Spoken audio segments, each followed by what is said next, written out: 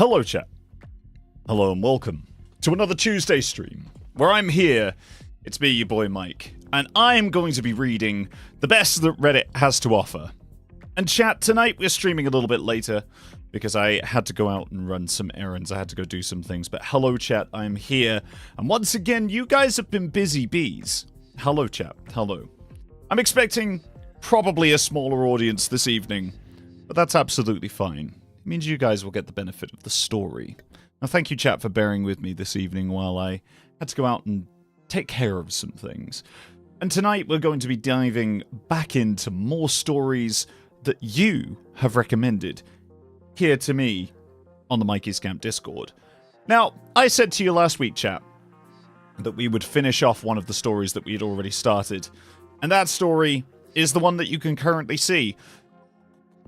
In fact, no, it isn't. It's this one. I'm a search and rescue officer for the US Forest Service. I have some stories to tell.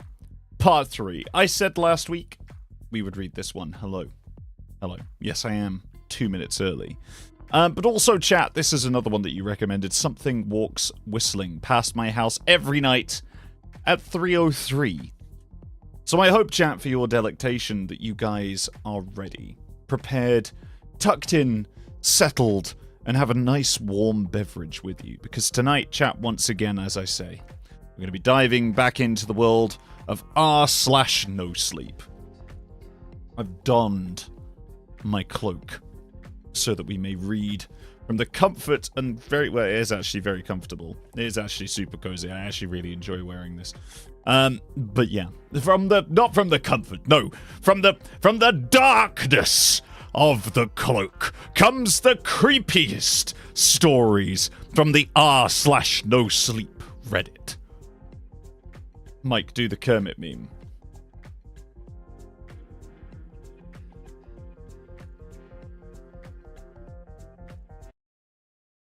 Do it. Do it. There you go. There. I hope that tickles your pickle. I was trying to be all spooky. I was trying to be scary. Now I'm Kermit. Why does this always come back around? Anyway, chat. Like I say, tonight is another Reddit reading session. Tonight we are going to be diving back into r/NoSleep, and we have some great stories for you. I am a frog, it's true. Reese can confirm as a fellow frog. So tonight, chat, like I say, let's start with our first story, because I realize we're already late, and you guys are probably already tucked up in bed. Unless, of course, you're in a different time zone, in which case you might not be. But you should be. Because I'm here for some sleepy time horror. So, chat, first of all tonight, for your delectation, may we continue with this absolute banger of a series. I'm a search and rescue officer for the US Forest Service, and I have some stories to tell. Enjoy. Well, once again, you guys have blown me away with your staggering amount of responses to my stories. There's no way I can respond to each of you individually, so I'm just going to address some common things again, and then move on to the stories. I'm going to write as many as I can think of in addition to my friends' stories, and I will probably not update again until I get the chance to answer some questions that I myself have for my superiors. Hello, Frank. Welcome to the chat. You have joined for an excellent story, my friend. Alright, so the common questions that I have. So the common questions I found you all had. One, I'm not comfortable talking about where exactly I work, unfortunately. In all reality, some of the things I've mentioned here could get me in a lot of trouble, or fired. So it's best if I just don't discuss too much. I will say that I'm the United States, and that in an area that is comprised of a great deal of wilderness. We're talking hundreds of miles of thick forest with a mountain range and a few lakes. There is still a great amount of interest in the stairs. And luckily for you guys, my friend has a story that I think you'll all be very interested in. I'll go into more at the end of this update. As for whether or not I have ever thought of asking my superiors about them, I have. But again, I don't want to risk my job. However, one of my former superiors no longer works as an SAR officer, and it's possible that he may be willing to talk to me about it. I'll be speaking to him later this week, and I'll let you know what comes of that. As far as advice on becoming an SAR officer goes, I think the best advice I can give is to contact your local Forest Service office and see if they offer any training courses, or what the qualifications are. I've been doing this for years, and I started out as a volunteer helping on SAR operations. It's a great job despite the occasional tragic situations, and I wouldn't want to do anything else. Now, all right, let's move on to the stories. The first happened on a case that I went... oh, well, how much can you see? Oh, okay, all right, cool. So you can see all the way down to here. There we go. The first happened on a case that I went out on right after I got out of training, and was still pretty new to everything. Before I took this job, I was a volunteer, so I had a basic idea of what to expect, but on those calls, you're mostly dealing with finding lost people after vets have found signs of them. As an SAR officer, you go out on all kinds of cases, from animal bites to heart attacks. This case got called in early in the morning from a young couple who were up to one of the trails that goes by the lake. The husband was completely hysterical, and we couldn't really figure out what was going on. We could hear the woman screaming in the background, and he was begging us to come up here right away. When we got there, we see him holding his wife, and she's got something in her arms. She's screaming these awful, almost animal-like screams, and he's sobbing. He sees us and screams at us to help them, and please get an ambulance up here. Now, obviously, we can't just drive an ambulance up the winding path, so we ask him and his wife... So we ask him if his wife needs help, or if she can walk down on her own. He's still hysterical, but he manages to tell us that it's not his wife that needs help. I go over, while one of the vets tries to calm him down, and I ask the wife what's going on.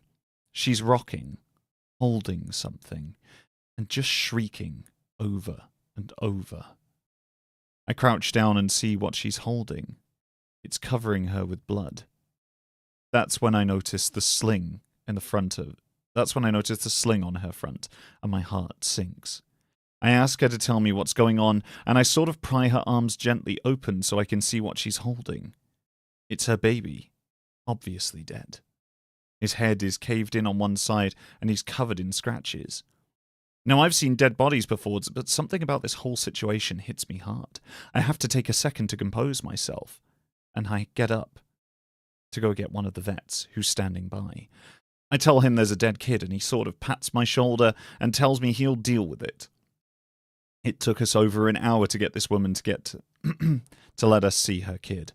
Every time we pry him from her, she flips out and tells us we can't have him, and that he'll be okay if we just leave her alone and let her help him.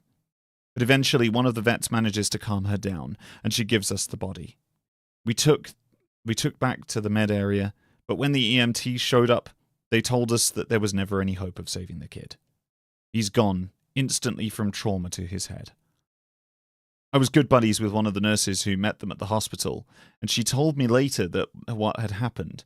It turns out the couple had been walking with the baby in a sling, and they stopped because the kid was fussing. The dad takes the kid and is holding him, looking over this little gully in the path. The mum comes to stand next to him, but she ends up stepping on a loose patch of soil and she trips. She falls into the dad, who drops the kid, who ends up falling about 20 feet down this gully into the rocks at the bottom. The dad climbed down and recovered the kid, but he'd fallen right on his head, and was gone by the time he got there. The baby was only about 15 months old. It was a total freak accident and a series of events that coalesced into the worst possible outcome. Probably one of the more awful calls I've been on. I've seen a lot of animal bites in my time as an SAR officer, mostly because there aren't that many animals that come around the area. And while there are bears in the area, they tend to stay pretty far away from people, and sightings are highly unusual. Most of the animals you'll see are small ones, like coyotes, raccoons, or skunks. What we do see frequently, though, are moose. And let me tell you, moose are nasty fuckers. They'll chase after anything for any reason, and God help you if you get between a female and its baby. One of the more amusing calls was a guy who'd gotten chased down by an absolutely massive male moose and was stuck up a tree. Took us almost an hour to get him down, and when he was finally on solid ground again, he looks at me and says, "God damn, them fuckers is big up close." I guess that's not really a scary story, but we still laugh about that one. I honestly don't know how I'd forgotten this story, but it is, by far, the scariest thing that's happened to me. I guess maybe I've tried so long to forget about it that it just didn't come to mind right away. As someone who spends literally all of their time in the woods, you don't ever want to let yourself get scared of being alone and out in the middle of nowhere. That's when you have experiences like this. You tend to just forget about them and move on. This is, to date, the only thing that's ever made me really seriously consider if this job is the right one for me. I don't really like talking about it much, but I'll do the best I can to remember it all. As I recall, this took place right at the end of spring. It was a typical lost child call. A 4-year-old girl had wandered away from her family's campsite and had been missing for about 2 hours. Her parents were completely despondent and told us what most parents do. My kid would never wander away. She's so good about staying close. She'd never do anything like this, and she's never done anything like this before. We assured the parents that we'd do anything we can to find her, and we spread out in a standard search formation. I was partnered with one of my good buddies, and we were sort of casually holding conversation while we hiked. I know it sounds callous, but you do sort of become desensitized when you've done this thing long enough. It becomes the norm, and I think to a certain extent you have to learn to desensitize yourself in order to work this job. We search for a good 2 hours, going well beyond where we think she'd be, and when we come out of the small valley when something makes us both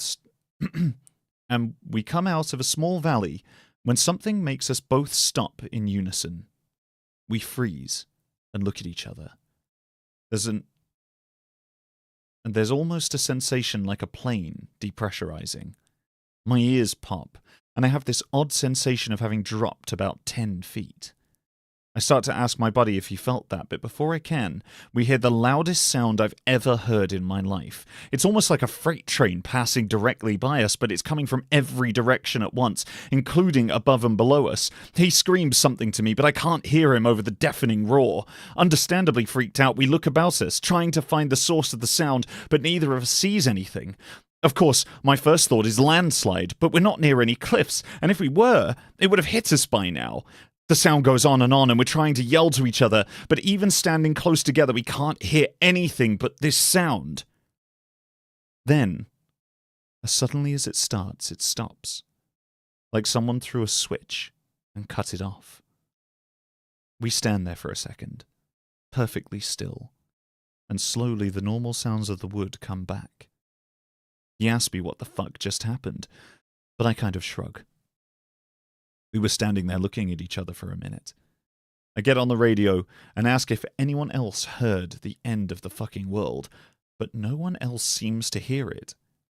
Even though we were all within shouting distance of each other. My buddy and I just sort of shrug it off and keep going. About an hour later, we check up on the radios and no one's found the little girl. Most of the time, we won't search when it gets dark. But because we don't have any kind of lead on her, a few of us decide to keep going, including me and my buddy. We keep close together, and we're calling out to her every couple of minutes. At this point, I'm hoping beyond hope that we find her, because while I might not like kids, the idea of them being out all alone in the dark is awful. The woods can be intimidating to kids in the daylight. At night, well, it's a whole different beast. But we're not seeing any signs of her, or getting any responses, and around midnight we decide to turn around and head back to the rendezvous point. We're about halfway back when my buddy stops and shines his light right in front of us. Into a really thick deadfall, a group of dead trees. I ask him if he's heard a response, but he just tells me to keep quiet and listen. I do, and in the distance, I can hear what sounds like a kid crying. We both call the girl's name and listen for any kind of response, but it's just really faint crying. We head in the direction of this deadfall and go around it, calling her name over and over. As we get closer to the crying, I start to get this weird feeling in my gut. And I tell my buddy that something isn't right. He tells me he feels the same way, but we can't figure out what it is.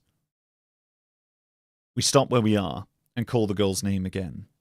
And at the same time, we both figure it out. The crying is on a loop.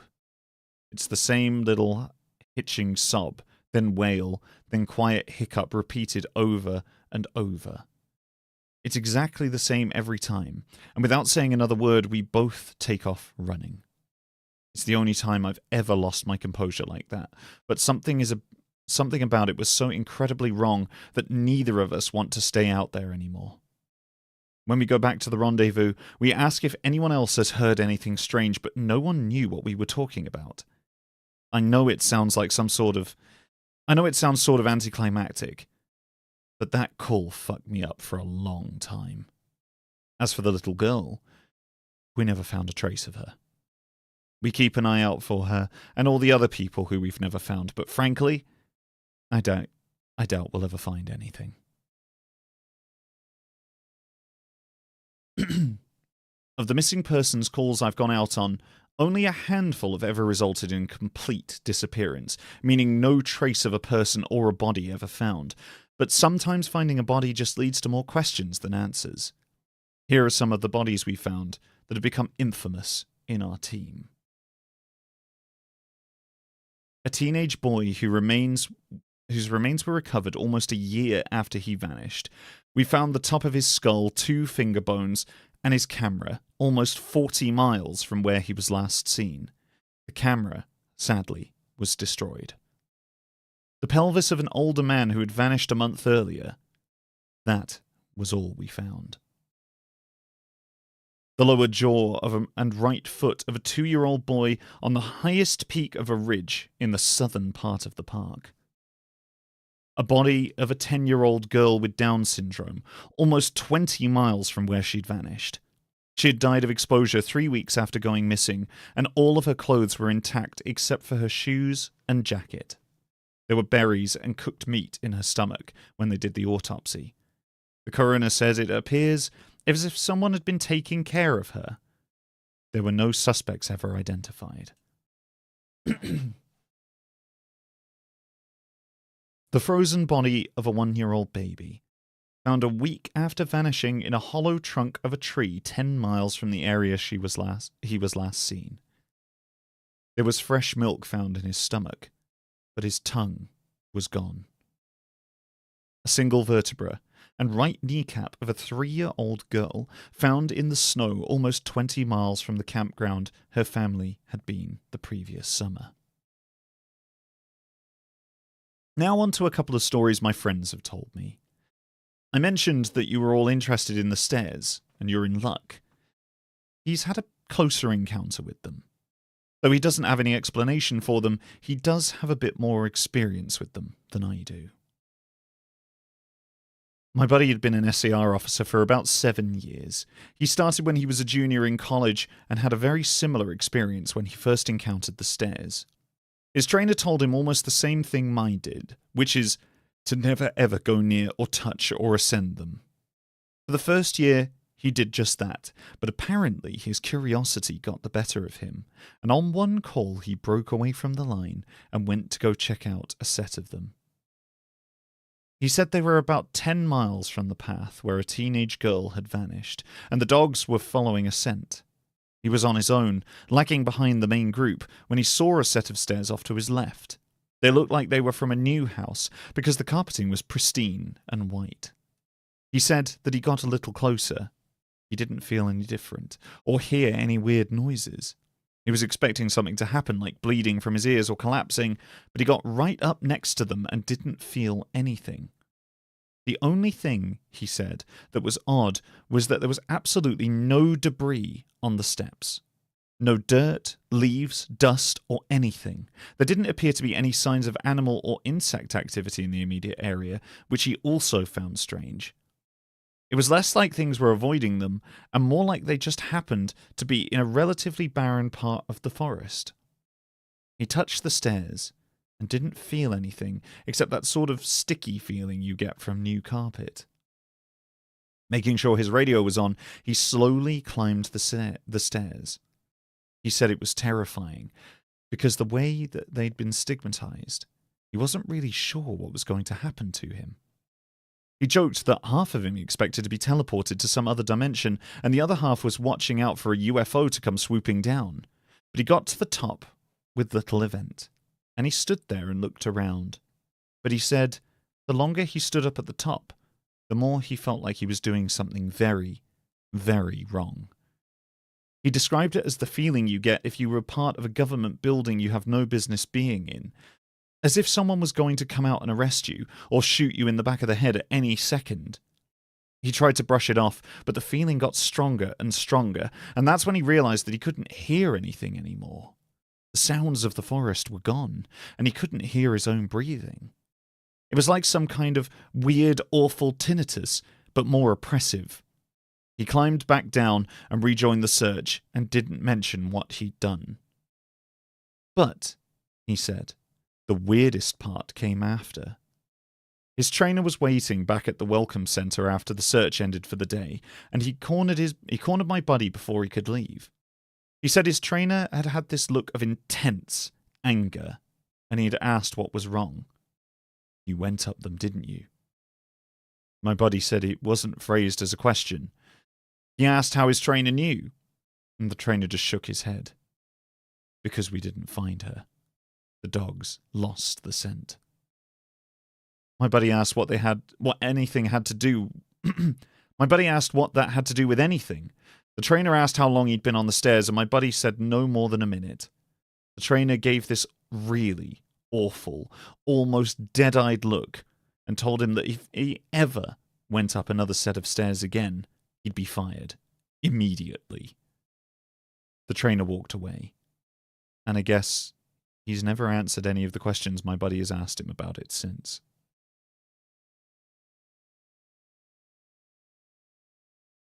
My buddy has been involved in a lot of missing persons cases, where there's never been a trace of them found.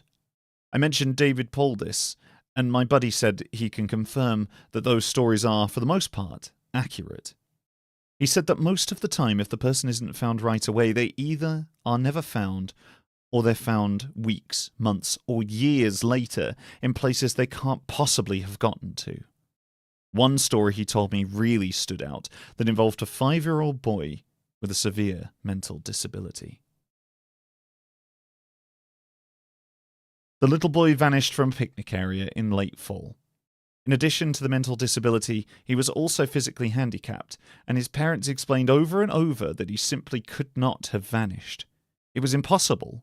Someone had to have taken him. My buddy said they searched for the kid for weeks, going miles out of the accepted range, but it was like he'd never been there. The dogs couldn't pick up his scent anywhere. Not even in the picnic area where he'd apparently vanished from. Suspicion fell on the parents, but it was pretty clear that they were devastated, and he hadn't done anything sinister to the kid.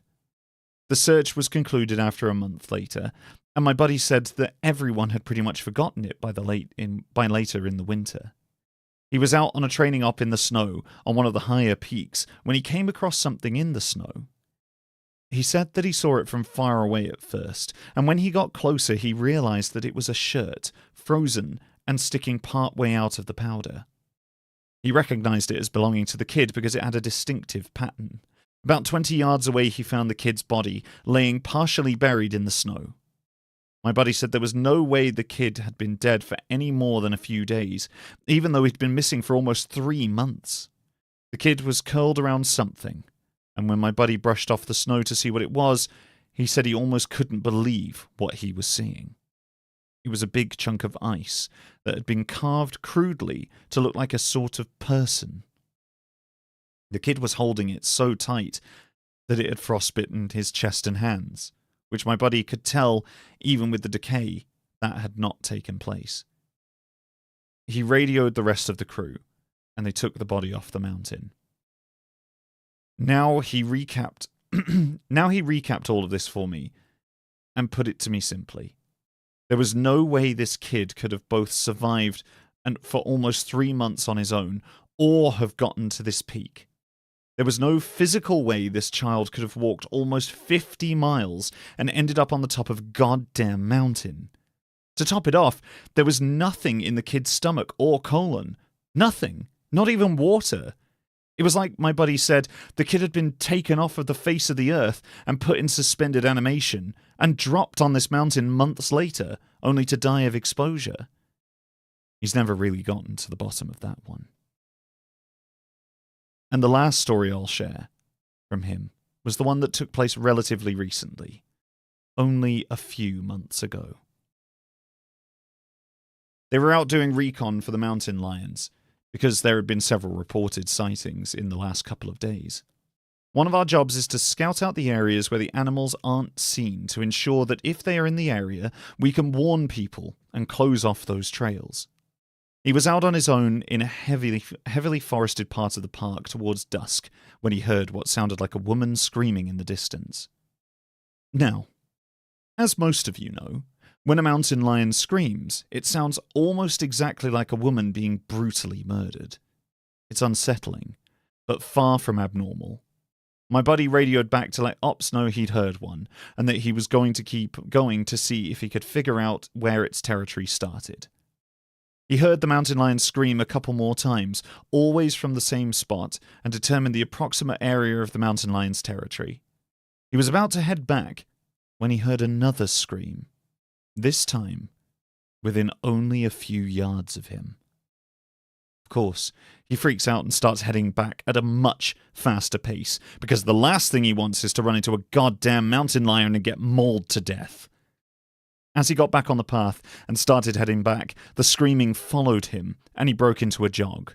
When he was about a mile from the ops, the screaming stopped, and he turned around to see if it was following him.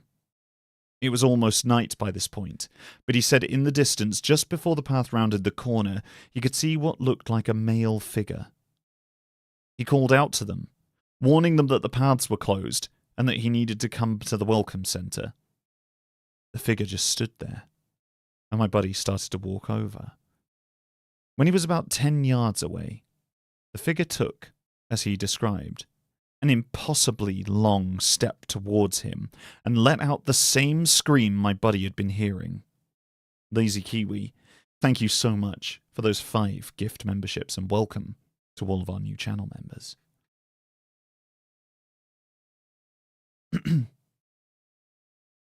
My buddy didn't even say anything. He just turned and sprinted back to Ops, never looking behind him. By the time he got back, the screaming had moved back towards the woods. He didn't mention it to anyone else, just said that there was a mountain lion in the area and they would need to close the paths until the animal could be located and moved. I'm going to end this entry here, since it's turned into a huge wall of text. I'm going to be hanging out on yearly training ops tomorrow morning, so I'll be gone until early next week. I'll be meeting with a lot of former trainers and buddies who work out in other areas of the park, and I'll be asking around about any stories they'd like to share. I'm so glad you guys have been interested in my stories, and once I'm back from this op, I'll continue to share them. Thank you for listening. Well, chat, it seems like very few answers to our mountainous questions have raised themselves. So with that, we aren't going on to part 4. We're instead going to switch up to our last story of the evening. Now, this one is a completely different story, set in a completely different time, and written by Grand Theft Motto 6 years ago. If you would like to hear part 4 of the forestry stories and the forest person, do let me know, chat. Let me know in the comments section down below, and we'll continue with part 4 next Tuesday. But in the meantime, chat, it's time to start something completely different. Here is a story on r/NoSleep entitled Something Walks Whistling Past My House Every Night at 3:03. I hope you have a nice warm cup of tea, or possibly a cup of coffee or a hot chocolate. Get yourself tucked up, chat, because we are diving in. Every night, no matter the weather, something walks down our street whistling softly. You can only hear it if you're in the living room or the kitchen when they walk by, and it's always started at exactly 3:03. The sound starts faint, somewhere near the beginning of the lane near Carson Place. We're towards the middle of the street, so the whistling moves past us before fading away in the direction of the cul-de-sac. When I was younger, my sister and I would sneak into the kitchen some nights to listen. Mum and Dad didn't like that, and we'd catch hell if they found out. But they were never too hard on us, since we always stuck to the one big rule. Don't try to look at whatever was whistling. My neighborhood is a funny place. I've lived here since I was 6, and I love it. The houses are small but well kept, good-sized yards, plenty of places to roam. There are lots of other kids my age, and I turned 13 back in October. We grew up together and would always play foursquare in the cul-de-sac, or roam around the back porch or the back porch in the summer. This was good. This was a good place to grow up. I'm old enough to see it, and there's only 2 strange things here: the night whistling and the good luck. The whistling never bothered me much. Like I said, I couldn't even hear it from my bedroom, but Mum and Dad really don't like talking about it, so I've stopped asking questions. My dad is a strong guy, tall and calm. He has an accent since he moved to the US as a kid. His family and grandparents, they're from the islands. That's what they call it. My dad, the only time he isn't so calm is if the whistler comes up. He talks a little quicker then. Eyes move faster, and he tells us not to think about it so much, and to always remember the one rule, the big rule. Don't try to look outside when the whistler goes past. Now that we could look, and not that we could look, even if we wanted. See, there are shutters on the inside of every window, thick pieces of heavy canvas that pull down from the top and latch to the bottom of the window frame. Each latch has a small lock about the size of what you'd find on a dairy. My dad locks these shutters every night before we all go to bed and keeps the key in his room. My mum, I don't know what she thinks about the whistling. I've seen her out in the living room before at 3:03 when the sound starts. I could hear her if I cracked my door open just an inch to peek. She's not out there often. At least, I haven't caught her much. But once or twice a month, I think she sits there out on our big red couch, just listening. The whistler has the same tune every night. It's cheerful. Da-da, da-da-da-dum. Da-da, da-da-da-dum. Remember how I said that there are 2 odd things about where we live? Well, besides our night whistler, everyone in our neighborhood is really lucky. It's hard to explain, and Dad doesn't like us talking about this part much either, but good things just seem to happen to people around here a lot. Usually it's small things, winning a radio contest, or getting an unexpected promotion at work, or finding some arrowheads buried in the yard. You know, the authentic kind. The weather is pretty good, and there's no crime, and everybody's gardens bloom extra bright in fall. A million little blessings I've heard my mum say about living here. But the main reason we stay here, why we moved here in the first place, is my sister Nola. She was born very sick, something with her lungs. We couldn't bring her home when she was born, only visit her in the hospital. She was so small, I remember, even small compared to other babies. A machine had to breathe for her. We moved into our house here to be closer to the hospital, and as soon as we moved here, Nola started getting better. The doctors couldn't figure it out. They chalked it up to whatever they were doing, but for all we could tell, they were confused. But my parents knew, and even I knew, that Nola getting better was just another of the million little blessings we got for living in our neighborhood. So that's why we stayed, even after we found out that for every small miracle that happens here every day, now and then, some bad things happen. But they only happen if you look for the Whistler. See, our neighborhood has a welcoming committee. They show up with macaroni casserole as a gift basket and a manila folder whenever someone new moves in. They're very friendly. 4 people show up when we moved in several years ago. The committee made small talk, gave me a Snickers bar, and took turns holding Nola. It was her first week out of the hospital, so they were extra careful. Then the committee asked to speak to my parents in private, so I was sent to my room where I still managed to hear nearly every word. The welcoming committee told my parents about how nice the neighborhood was, really exceptionally, hard to explain kind of nice.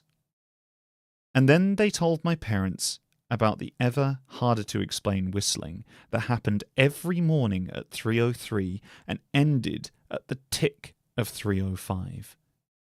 The group, our new neighbours, warned my parents that the whistling was quiet, would never harm or hurt us, as long as we didn't look for what was making the sound. The part they stressed, and I pushed my ear into the door straining to hear them. People went looking for the whistler, had their luck change. Unfortunately, and sometimes tragically, a black cloud would hang over anyone that looked. Anything that could go wrong would. The manila envelope the committee brought over contained newspaper clippings, stories about car crashes and ruined lives, public deaths and freak accidents. Not everyone dies, I heard the committee tell my dad. But the life goes out of them. Even if they live, there's no light in them ever again. No presence. My mum, I could tell she wasn't taking it seriously. She kept asking if this was some prank they play on new neighbours. At one point my mum got angry, accused the committee of trying to scare us out of our new home, and asked if they were racist on account of my dad being from the islands. My dad calmed her down, told her that he could tell our new neighbours were sincere and that they were just trying to help us. He explained that he grew up hearing these kinds of stories from his mum, and that he knew that there were some strange things that walked among us. Some of those strange things were good, and some were bad, but most were just different. After the committee left, Dad went out to the hardware store, bought the canvas blinds, the latches, and the locks, and installed them on every window of the house after dinner. The first night in our new house, I crept out of my room at 3 a.m, only to find my dad awake, sitting on the living room couch holding my baby sister. My dad held up his finger in a shh motion, but patted the couch next to him. I sat, and we waited. At exactly 3:03, we heard the whistling. Da, da, da, da, dum. Da, da, da, da, dum. It came and it went, just like our neighbours said. The whistling returns each night, and we never look, and we enjoy our million little blessings every day. Nola breathes on her own, and she's grown into a strong, clever girl. My dad even joined the welcoming committee. We don't get new neighbours often. Why would anyone want to leave? But when a new family moves in, my dad and the committee bring them macaroni casserole, a gift basket, and the manila folder. I can always tell by the look on my dad's face when he comes back if the family took the committee seriously, or if we'd be getting new neighbours again very soon. Not long ago, a family moved in directly next to us. The previous owner, Mrs. Maddie, passed away at the age of 105. She lived a good, long life. Our new neighbours seemed to think that they'd fit in just fine. They believed the welcoming committee, took my dad's advice about locking shutters since they had a young child of their own, and whatever newspaper clippings were in the manila envelope, whatever evidence my dad never let us see. But I imagine it must have been awfully convincing since our neighbours got along with no issues for the first month. One night, when our new neighbours had to leave town, they sent their son, Holden, to stay with us. He was 12, a year under me in school. I didn't know him well before that night, but as soon as his parents dropped him off after dinner, I could tell it was going to be a bad time. Do you know who is always out and whistling every night? Holden asked at the moment the adults left the room. The three of us were just sitting in the den, some Disney movie playing idly on the television. My sister and I exchanged a glance. We don't talk about that, I said. I think that weirdo lives in the big yellow house on the corner, Holden said. Mr. Tolles? My sister asked. No way. He's really nice. Holden shrugged. Must be a psycho killer then. Nola tensed. We don't talk about it, I repeated. Let's go in my room and play Nintendo. We spent the next few hours playing games, eating popcorn, and watching movies. A typical sleepover. But I could see Holden was getting antsy. After my parents had wished us a good night, locked the blinds and gone to bed, Holden stood up from his beanbag and walked over to where Nola and I were sitting in my bed. Have you ever tried looking? He asked. It's nearly time. Like most sleepovers, we conventionally ignored any suggestion of a bedtime. I was shocked to see he was right. It was almost 3 a.m. I sighed. We don't see? I can't. I can't even try to look because my dad locks the blinds every night and hides the key, he continued, ignoring me. So does our dad, said Nola. No, replied Holden. No, he doesn't. You saw him do it, I said, a little sharper than I meant to sound. Holden grinned. Your dad locks the blinds, yeah, but he doesn't hide the key. He keeps it right on his normal keychain. So? I asked, worried I'd already knew what he would say next. But I had noticed that my dad didn't bother hiding a key anymore after all these years, because he knew that we took it seriously. So, after your dad locked up before your parents went to bed, I went to the bathroom, and on my way, I may have peeked into their room, and I may have seen your dad's keychain on his nightstand, and I maybe went and borrowed the key to the blinds. Nola and I stared at his grin, and it only grew wider. You're lying, I said, but Holden shrugged. You can check if you want. Just open your parents' door and look, and you'll see his keychain right there on the nightstand. Stay here, I told both of them. Don't move a muscle. I hurried over to my parents' room, but hesitated at the door. If Holden wasn't lying, my dad would be angry, beyond angry. I started to think about it, but the more scared of an open window with the whistler... I was scared thinking about it, but more scared of an open window with the whistler right outside. I opened the door barely an inch and looked in, but it was too dark to see. Taking a deep breath, I walked into the room. 2 steps into the dark, I froze. The whistle started. I could hear it clearly from my parents' room. I never realized, but they must have heard the sound every night since we moved into the house, but they never told us. And I don't think I could have slept through it. I stood there, listening to the whistling come closer, unsure whether I should turn on a light or call out for my dad. Soft sounds from the living room brought me back to reality. Nola! I yelled, running out of my parents' room. Holden and Nola were standing near the front door next to the window. Holden wasn't lying. I could see him fumbling with the lock on the blinds. I heard a click. He did have the key. Holden let out a quick laugh, and Nola stood next to him, hunched up, afraid but maybe curious. The whistling was right outside our house now. I think I made a sound, called out, I can't remember. Time felt frozen, clock hands nailed to the face, but I found myself moving. I'm not fast, I've never been athletic. Somehow, I thought I covered the space between myself and Nola in a moment. My eyes were locked onto her, but I heard Holden pull the blind all the way down so it could release. I heard the snap of it start to raise, and I heard the whistling just outside of the window. But I had my arms around Nola, and I turned her so she was facing away from the window. At the same time, I jammed my eyes shut, and the blind whipped open. The whistling stopped. I felt Nola shaking in my arms.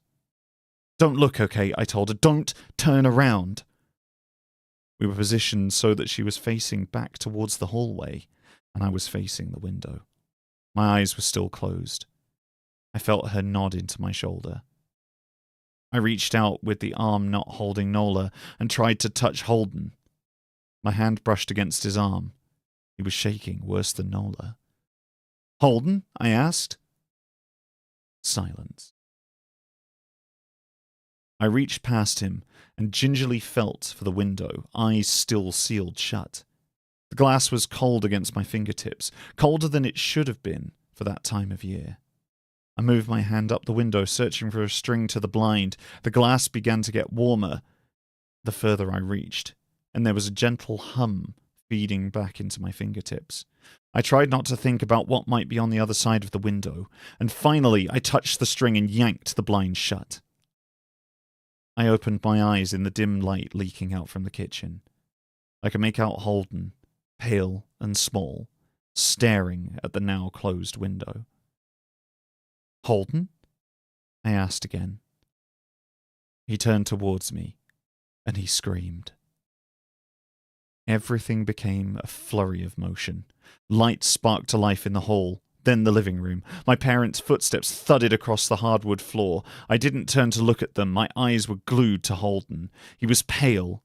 He'd bit his lips so hard there was a thin red line of blood running down his chin, and he'd wet himself. "What happened?" my dad asked from behind me. I managed to swivel away from Holden to look back. He looked. I've never seen my dad scared before, but I saw it that night, in that moment. An old, ugly terror stitched on his face, a parent's fear. "Just Holden?" he mouthed to me. I nodded yes. My dad let out a breath. He looked so relieved, I nearly expected him to cheer. But then he turned to Holden. My dad's face changed. I wonder if he felt bad for feeling good that Holden was the only one that looked. There was a knock at the door. We all froze, and Holden whimpered. "Don't answer it," my mum said. She stood at the threshold of the hall. I'd always thought she was a skeptic, and just honoured my dad, and just humoured my dad about the windows and the whistler, but that night we were all believers. I noticed that both my parents had baseball bats. They must have taken from their bedroom. The knock came again, a little louder this time. "Please, don't open the door," Holden whispered. My dad walked over to him, hugged him close. "We won't," my dad promised, still holding his bat. "Nothing is coming in here tonight." Thud, thud, thud. This time the knocking was loud enough to rattle the door. Holden screamed again, and Nola clutched her arms around my neck. My mum came over and knelt down next to us, wrapping my sister and me close. Thud, thud, thud. "Call the police," my mum whispered to Dad. The knocking instantly stopped. My dad looked over his shoulder at us. "Do you think?" He was cut off by frantic knocking that trailed off to a polite tap, tap, tap. "Police," something said from the other side of the door. The voice from outside sounded exactly like my mum, like a parrot repeating the words back to her. "Police. Call the police." Tap, tap, tap. "Police." My mum pulled us closer. "Police. Police. Police. Police. Please stop," I heard her whisper. "I don't think calling them will help," my dad said. "How will we know when they're the ones at the door?" The knocking came back harder than before. The door shook. Then it stopped. And after a long moment I heard the knocking again, but it was coming from our back door. We all turned towards the back door, but the knocking immediately returned to the front door. Front to back, back to front, loud and then quiet, quiet and then loud again. Suddenly the sound was coming from both doors at once, big, heavy blows like a sledgehammer. Then something started rapping against the windows of the house, and then the walls. It was like we were living inside a drum with a dozen people trying to play at once. Or we were a turtle, and something was attempting to claw us out of our shell. "Stop!" Holden yelled. The knocking died. "I won't tell," Holden said, staring at the door. "I promise I won't tell anyone what I saw. Please, just go away." We waited for nearly a minute, and then we heard it. A soft tap, tap, tap, coming from the window Holden had looked through earlier. Holden started to cry, sobbing like a prisoner watching gallows being built outside of their cell. My dad held him, brushed his hair, but never lied to him. Never told him things would be okay. The tapping at the window went on for the rest of the night. We huddled together in the living room for I don't know how long. Eventually, my mum tried to take us to the room while Dad stayed and watched the door. But the second we moved to my bedroom, the knocking came back so loud it was possible to ignore. I was afraid the door couldn't take it. We went back to the living room and the knocking stopped. Only the tap, tap, tap on the window remained. None of us slept that night. The tapping sound stopped around 7 a.m. That's about the time the sun comes up. We waited another 2 hours before my dad opened the blinds for the one window. He made us all go back to my parents' bedroom first. I heard him open the door, then come back in. Okay, he told us, it's done. Holden's parents came back around lunchtime. My mum and dad walked Holden over to his house, and they all went inside for quite a while. Nola and I watched from the window. She stuck to me the whole day, right by my side, sometimes holding my hand. When my parents came back, they looked grim and wouldn't tell us what they said to Holden's family. It was Sunday, so we all spent the day together, ordered pizza, and watched movies. That night, everyone slept in my room. Nola and my mum in the bed with me, and my dad on a chair he'd pulled over. There was no knocking that night, or any night since. We didn't see much of Holden or his parents for the rest of that week, but by Thursday there was a moving truck in their driveway. Nola and I watched them packing up the whole afternoon after school. What sticks with me most is how tired Holden and his parents looked. All three had the same pallor, grim mouths and lightless eyes. Even from across the street, I could tell that something was very wrong. Holden and his family were gone before sunset. I remember what the original welcoming committee said to my parents when we moved in. Not everyone who looks at the Whistler dies, but even those that live have the light go from them, and the rest of their lives are full of misfortune, a million little tragedies. I think Holden's parents must have looked, either to comfort him if they didn't believe, or share the burden if they did. I watch Nola some days, happy and young and alive, and I wonder if I'd been slower, if she'd looked out the window that night. Would I have looked too? To comfort her? To share that burden? I'm glad that I don't have to find out. We still live in that house in that neighbourhood. We're still here, the Whistler, outside, walking past every night. The blessings, the luck, the good things are here too, and they're too good to leave. But we're careful. We don't have friends over to spend the night anymore. My dad hides the key to the blinds very, very well. Not that I've gone looking. Some things you just don't need to look for.